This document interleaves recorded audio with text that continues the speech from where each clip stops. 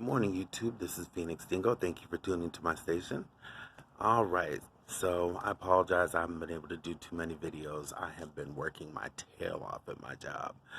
One of these days, I'm going to do a video about that because I think it directly ties into this election. However, today I wanted to talk about the, let's say, okay, before they were talking about $15 an hour. And it was a big thing, and they were all pushing on it. But have you noticed that ever since this has started, and Andrew Yang has been talking about UBI, all of a sudden no one mentions it.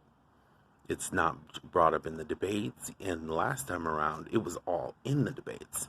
People were debating what it should be like.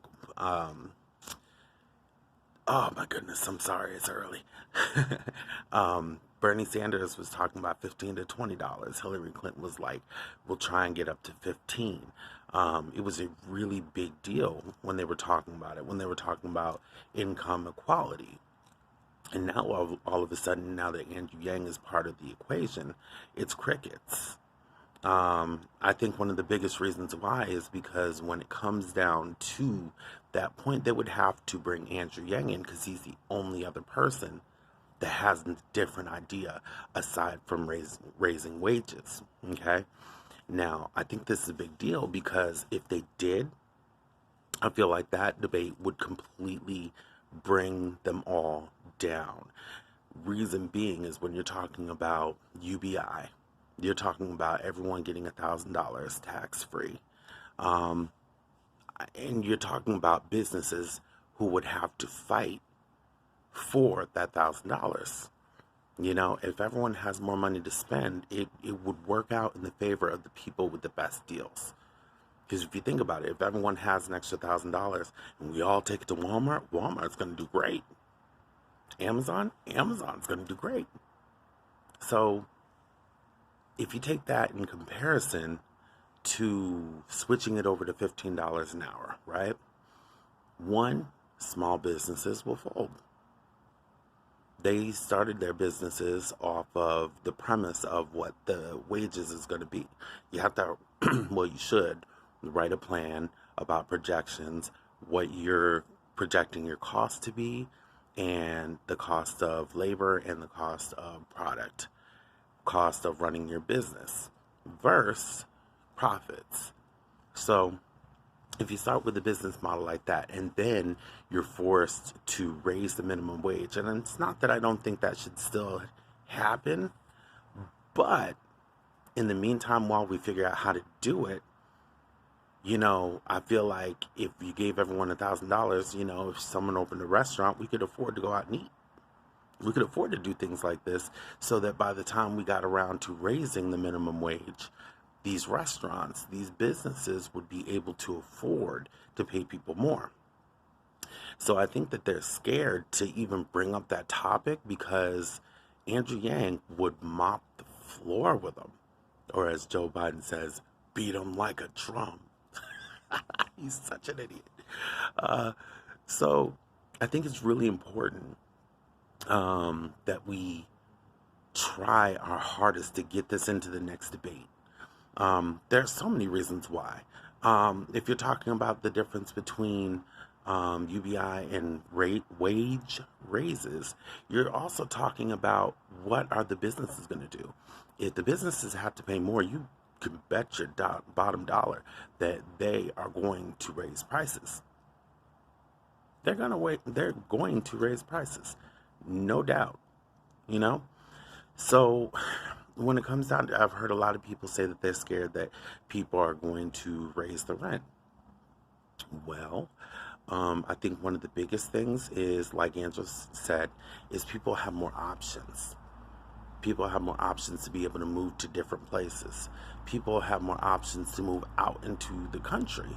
Why? Because they'll have more options to buy cars, buy different things that make it possible for you to be able to make these moves.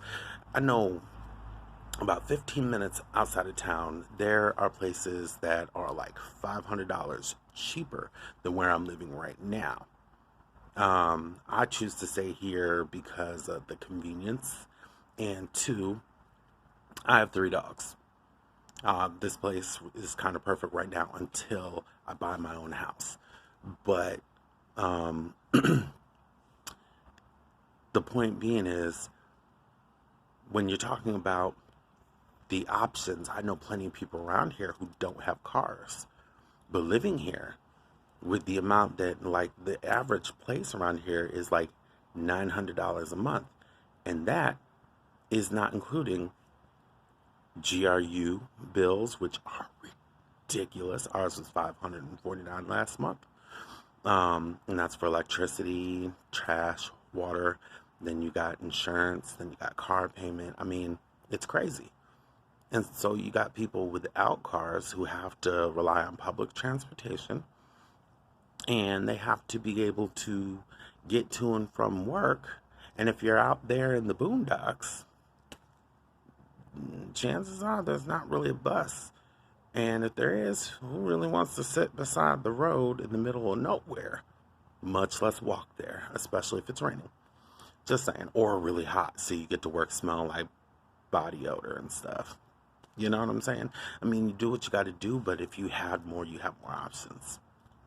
So I think it's important that this topic come up and they have to debate it, because Andrew would really dominate and his idea would start to really make sense. See, they're allowing a little piece of the picture to be out there so that he looks crazy and people, oh, he's nuts. That don't make any sense.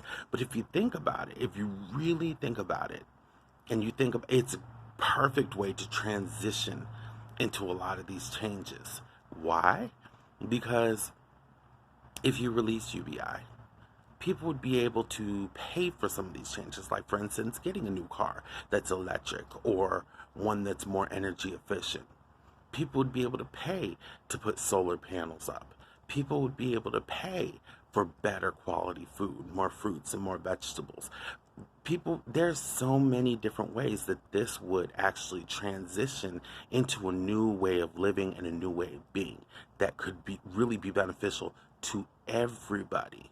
Not only that, but it's also a way, if businesses really think about it, this is also a perfect way for things to transition for the businesses. Because if you go in there and just tax them automatically and you're keeping all the money, guess what? No money is going to come back to you from us. Why? Because we still don't got money. That's what I don't get about Elizabeth Warren, for someone who's so progressive. You want to take the money and then do what you feel fit with it, but we're not really going to see it. Whereas if you talk about Andrew Yang, he's going to take the money and put it directly in our hands. And what are we going to do with it? 9 times out of 10, we're going to spend it. Why? Because saving is for people who can afford to do that, and most of us can't. I would love to be able to save, but right now, I'm behind on my lights. I'm behind on my, well, not behind yet on my rent, but that's coming up. You know, everything, you know. So, you know, with one check, yeah, I catch everything up. But then after that, you know, it's going to be kind of like paying for the bills and maybe being able to, like, try and save something. That's my biggest goal. And with the $1,000 a month, I could actually save. But in the meantime, there's so many things that we need to do. There's so many things that we need to do with that money. So that's my basic point right there, is it's an important conversation that is getting ignored, and we need to pressure them to talk about it, because side by side with all the different points, UBI wins hands down. Take it one step further, okay? If you were to take UBI and they were to debate it, the number one person who's going to be called is Andrew Yang. Why? Because he's the only one with a different idea, which would give him more talk time and more of a chance to bring up the freedom dividend. Last point, freedom bucks.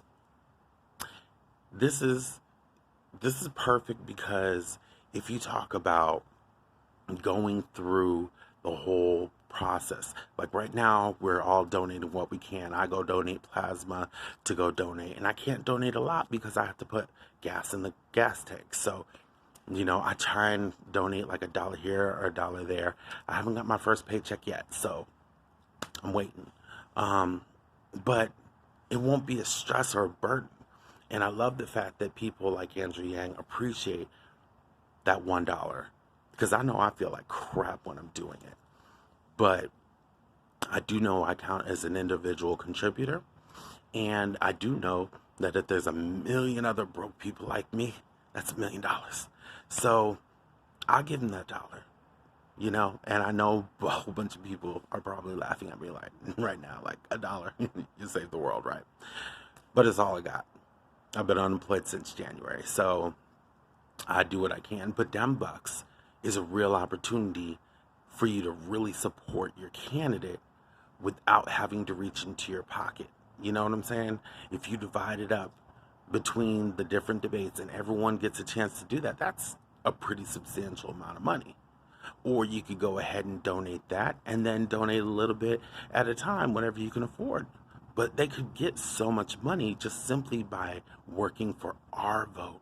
Yet again, another way to save us money and make a huge change. Anyways, let's all fight hard, do whatever we can to get this point into the next debate. I know there's a blogger, her name is Kagi Pageant. Suggest it to her. She's got a huge following. She's got like thousands of people. So when she brings up an idea, it could actually go somewhere, you know. But I'd like to plant a seed. We got to get this out so that next debate, let them know that this is something that we want so that they talk about it. And if we do, I guarantee Andrew Yang is going to get some talk time because it's going to be him versus everyone else on that stage. Anyways, this is Phoenix Dingo. Sorry if I sound a little strange. I got up extra early just to make a video because I know I haven't done one in a couple days. So thank you so much for watching and supporting. Y'all have a wonderful evening.